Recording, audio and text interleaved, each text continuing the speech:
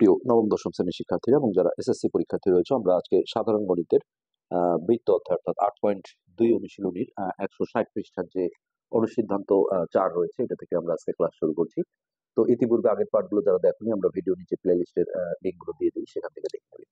তো এখানে যেটা বলা হয়েছে, সমকোণী ত্রিভুজের অতিভুজকে ব্যাস ধরে বৃত্ত অঙ্কন করলে তা সমকৌণিক শীর্ষবিন্দু দিয়ে যাবে, অর্থাৎ যে বিন্দুতে সমকোণটা উৎপন্ন হয় সেই বিন্দুটাকে বলা হয়েছে সমকৌণিক শীর্ষবিন্দু। তো বৃত্ত আঁকলে সেই বিন্দুটা দিয়ে যাবে, এটাই এখানে প্রমাণ করতে বলা হয়েছিল। তো এগুলো পরীক্ষায় খুব একটা আসে না, তারপরে আমরা আসলে সবগুলোই করার চেষ্টা করছি। এখানে অনুসিদ্ধান্ত 4। তো এটার জন্য প্রথমেই দেখো আমাদের ছবি এঁকে নিতে হবে। আমরা প্রথমে একটা বৃত্ত এঁকে নিলাম।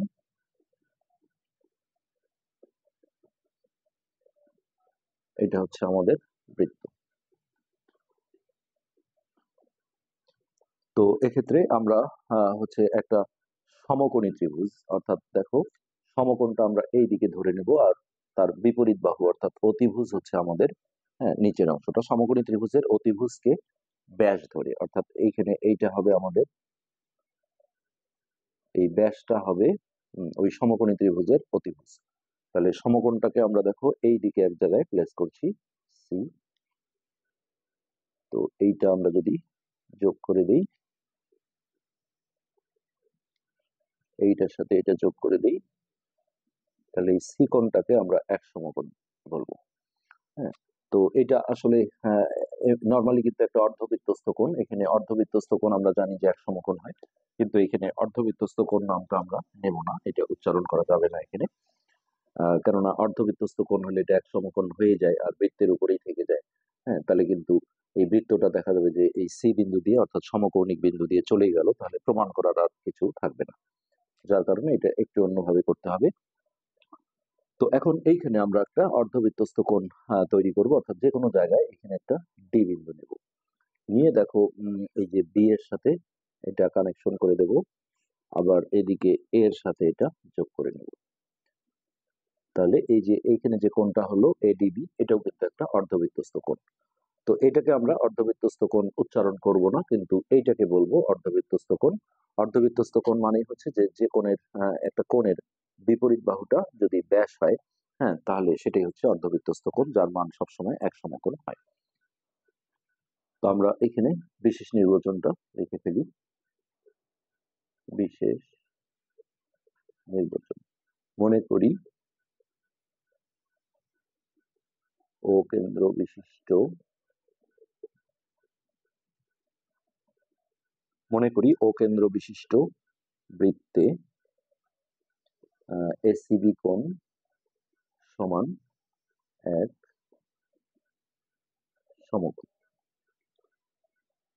আচ্ছা, তাহলে যে বিন্দুতে সমকোণ হয় তাকে বলা হয় সমকৌণিক শীর্ষবিন্দু। তাহলে সি হলো সমকৌণিক সমকৌণিক শীর্ষবিন্দু, শীর্ষবিন্দু। এবং এখানে অতিভুজটা হচ্ছে এই সমকোণের বিপরীত বাহুটা হচ্ছে অতিভুজ, অর্থাৎ এই সি কোণ বা এসিবি কোণের বিপরীত বাহু হচ্ছে এবি। হ্যাঁ, এবং অতিভুজ অতিভুজ এবি। আচ্ছা, এখন এবি কে ব্যাস ধরে কোশ্চেনে এটাই বলা ছিল যে অতিভুজকে ব্যাস ধরে, তাহলে অতিভুজ যদি এবি হয় তাহলে আমরা বলবো যে এবি কে ব্যাস ধরে বৃত্ত অঙ্কন করা হলো। তো এখন প্রমাণ করতে হবে যে এই বৃত্তটা সি বিন্দুকে টাচ করেছে, অর্থাৎ সি বিন্দুর ভিতর দিয়ে গেছে। আচ্ছা, প্রমাণ করতে হবে যে প্রমাণ করতে হবে যে বৃত্তটি সি বিন্দু দিয়ে যায়।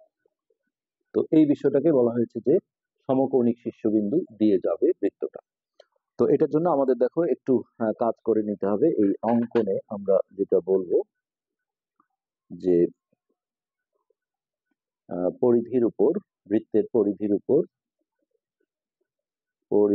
উপর ডি একটি বিন্দু নেই। হ্যাঁ, আর এইখানে আমরা বি কমা ডি আর এ কমা ডি যোগ করি, এ কমা ডি এবং বি কমা ডি যোগ করি। তো এই এডিবি কোণটা, হ্যাঁ, এটা কিন্তু অটোমেটিক একটা অর্ধবৃত্তস্থ কোণ, যেহেতু এই কোণটার বিপরীত বাহু একটা ব্যাস, তাহলে অর্ধবৃত্তস্থ কোণের মান আমরা জানি যে এক সমকোণ হয়।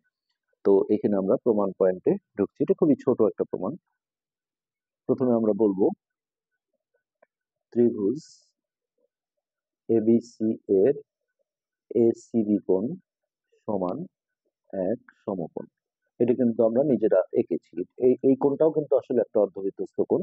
তো সরাসরি আমি যদি বলি যে এসিবি অর্ধবৃত্তস্থ কোণ, তাহলে অর্ধবৃত্তস্থ কোণ হলে, হ্যাঁ, তাহলে এটা তো হচ্ছে যে পরিধির উপরেই থাকবে, আর সেক্ষেত্রে বৃত্তটা কিন্তু সি বিন্দু দিয়ে গেল, মানে প্রমাণের বিষয়টা আসে না।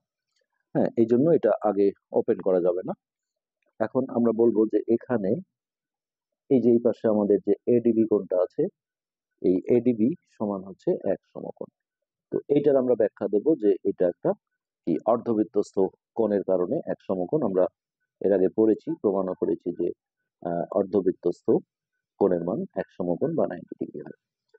তো এর মানও যেহেতু এক সমকোণ, এর মানও যেহেতু এক সমকোণ, তাহলে এই কোণ দুটোকে আমরা দেখো সমান বলে দিতে পারি। অতএব কোণ এসিবি সমান কোণ এডিবি। তো এইটা যদি ঘটে, হ্যাঁ, তাহলে দেখো এই বৃত্তের ভেতরে যেহেতু এই কোণটা এক সমকোণ অর্ধবৃত্তস্থ কোণের কারণে, আর এটা আমরা যেহেতু অঙ্কন করেছিলাম এসিবি কোণটা এক সমকোণ, তাহলে এই কোণ দুটো যেহেতু সমান হলো, তাহলে এও কিন্তু একটা অর্ধবৃত্তস্থ কোণ হবে। তো এখন আমরা বলতে পারবো যে তাহলে কোণ এসিবিও একটি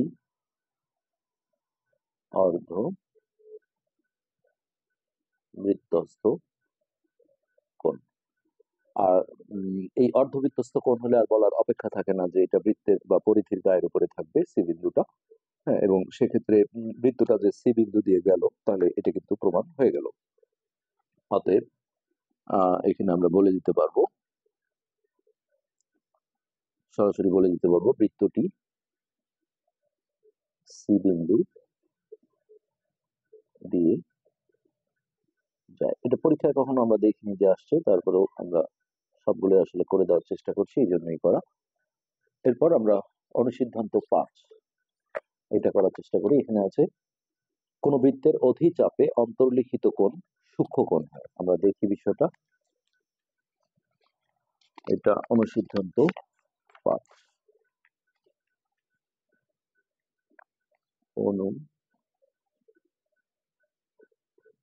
অনুসিদ্ধান্ত 5। তো আমরা প্রথমে এখানে ছবি এঁকে নিই।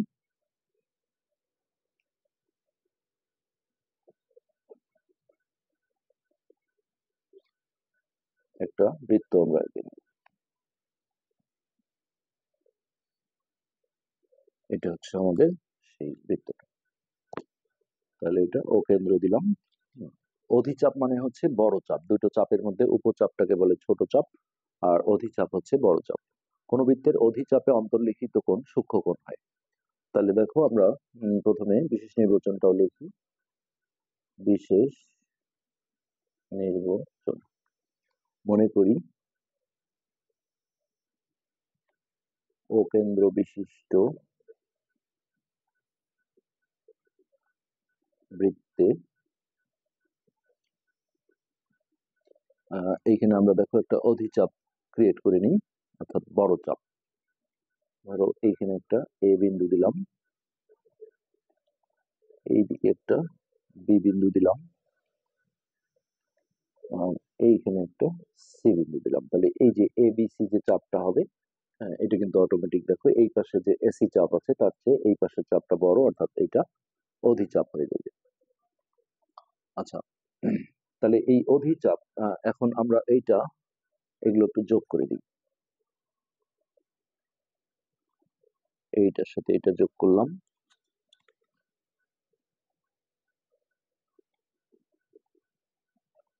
আর এখানে আমাদের একটা ব্যাস দরকার হবে, এই এইটা আমরা ব্যাস নিলাম,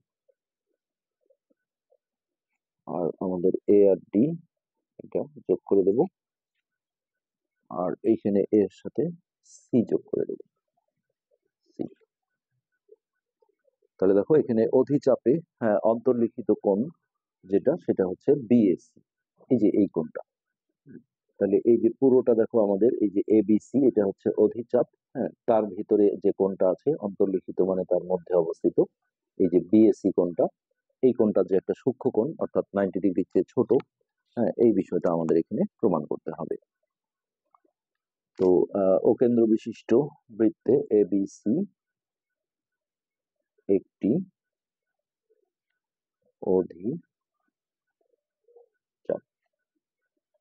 তো প্রমাণ করতে হবে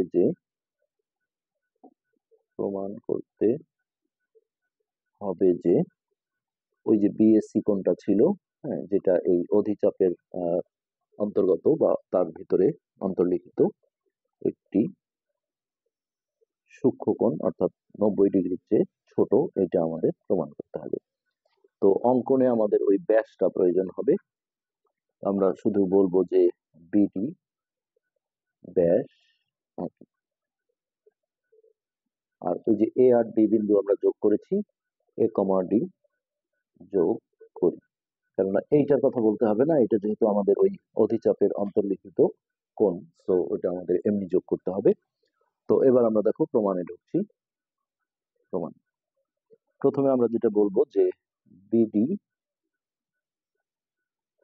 হলো ব্যাস। ওকে, বিডি যদি ব্যাস হয় তাহলে দেখো আমরা অর্ধবৃত্তস্থ কোণ যেটা শিখেছি, যে এই যে ব্যাসের উল্টো পাশে অর্থাৎ এই যে এই পুরো কোণটা, হ্যাঁ, যেটা হচ্ছে বিএডি, এটা একটা অর্ধবৃত্তস্থ কোণ বলা হয়। ধরো এরকম যে এখানে একটা ব্যাস আছে সাপোজ, তো এই যে এখানে আমরা যে কোনো জায়গায় যদি একটা কোণ তৈরি করি পরিধির উপরে, তাহলে এটাই বলা হয় অর্ধবৃত্তস্থ কোণ। আর অর্ধবৃত্তস্থ কোণের মান কত? এক সমকোণ বা 90 ডিগ্রি হয়। তাহলে অতএব কোণ বিএডি অর্ধ বৃত্তস্থ কোণ। তো যেহেতু অর্ধবৃত্তস্থ কোণের মান এক সমকোণ হয়, তাহলে আমরা এইখানে বিএডি কোণকে বলে দিতে পারবো সমান এক সমকোণ। তাহলে বিষয়টা দেখো, এই যে এইখানে যে বিএডি মানে কিন্তু এই পুরো কোণটা, হ্যাঁ, যেহেতু এটা ব্যাস, তাহলে এই ব্যাসের বিপরীত দিকে যে কোণটা থাকে পরিধির গায়ের উপরে, এটি হচ্ছে অর্ধবৃত্তস্থ কোণ, যার মান এক সমকোণ হয়। তো এখন এখানে আমরা যে কথাটা বলবো যে ধাপ 2 এ এসে এ ও সি বিন্দু বিডি রেখাংশের বিপরীত পাশে অবস্থিত। দেখো এই যে বিডি রেখাংশের এই পাশে হচ্ছে এ আর এই পাশে হচ্ছে, হ্যাঁ, সি।